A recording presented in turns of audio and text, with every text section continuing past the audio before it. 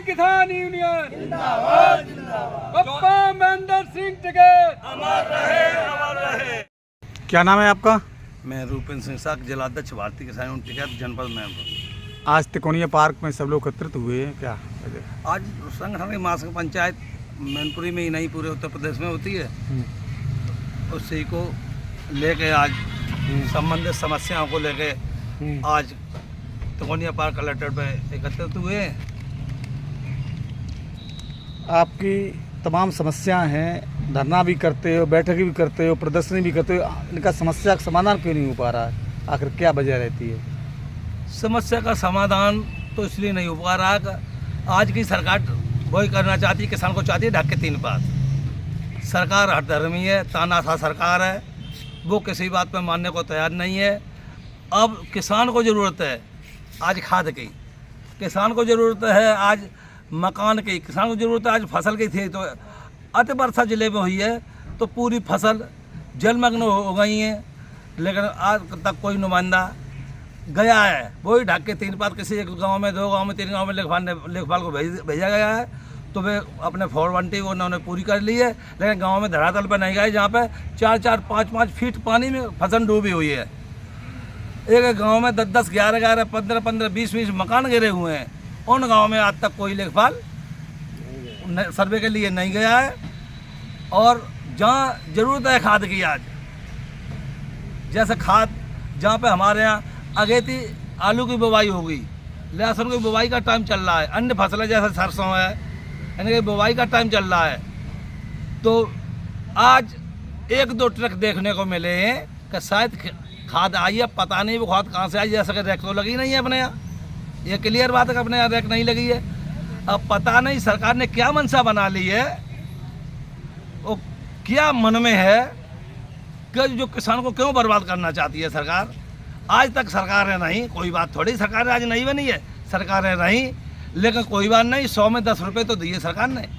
आज तो सरकार 1 रुपये देने को तैयार नहीं है, फूटी आंख से देखने को तैयार नहीं है किसान को, पता नहीं सरकार की मंशा क्या है। अब किसानों ने भी मन बना लिया, अगर सरकार नहीं सुनती है, ये सर्वे नहीं सही सलामत कराती है सरकार, और नई DAP की खाद की पूर्ति होती है, तो किसान बहुत बड़ा आंदोलन और बहुत जल्द करेगा। अक्सर कर देखा जा रहा है, सरकार कहती है हमने गौशालाएं बनवाई हैं, लेकिन अब भी तमाम जानवर ऐसे हैं जो मार्गों पर घूमते हैं, आए दिन दुर्घटनाएं होती रहती हैं। नहीं, गौशालाएं अगर बनवाई सरकार ने तो कहाँ है गौशाला? और गौशाला है तो उसमें जानवर कहाँ हैं, गाय कहाँ हैं?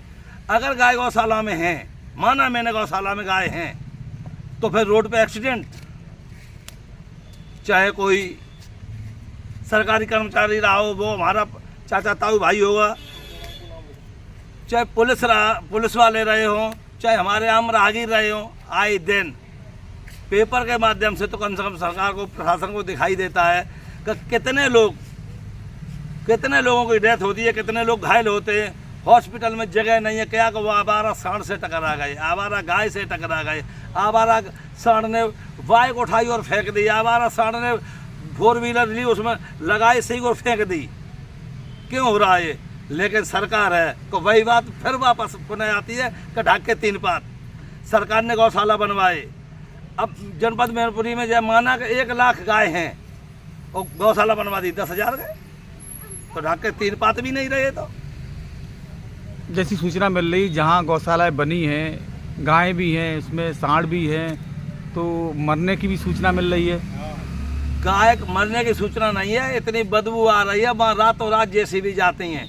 अब आप एक वो मैंने देखा है गौशाला नवाटेड़ा भगवतीपुर पे, वहाँ पे कम से कम गौशालाओं में 5 फीट पानी होगा, क्या गाय रुकेंगे उसमें? सरकार को ये दिखाई नहीं देता ये कहाँ पे बना रहे हैं हम।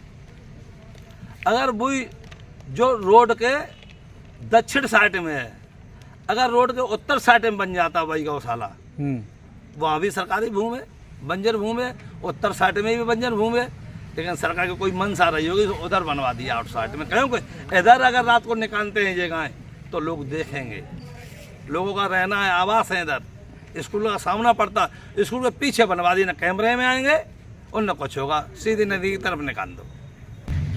जिन गौशालाओं में गाय हैं सांड भी हैं उसमें, तो कारण क्या है जो मर रहे हैं वो? देखो, गाय या सांड या अन्य जानवर जब मरते हैं तो एक जगह नहीं मरते हैं, गांव में भी महामारी फैलती है जानवरों की।